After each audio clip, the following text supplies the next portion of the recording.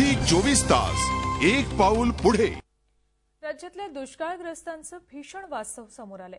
दुष्काळानं उपासमार सुरू झाल्यानं पाहायला मिळते। उघड्यावर मांडलेला हा संसार, चुलीवर सुरू असलेला स्वयंपाक आणि रस्त्यावर फिरणारी ही मुलं, हे चित्र कुठल्याही खेड्यातलं नाहीये, तर नवी मुंबईतल्या सानपाडा परिसरातलं।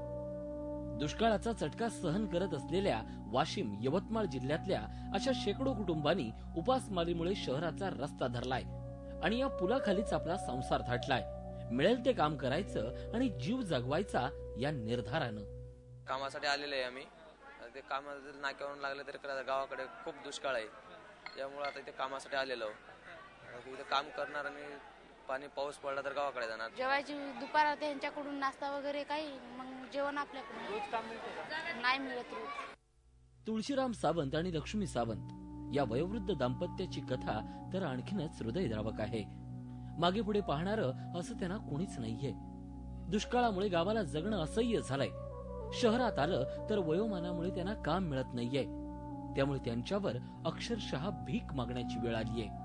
इथं काय नाही, शेती नाही, काय नाही, आपला इथून भीक मागून यायचं, खायचं, सरळ किती यायचं मुंबईतून।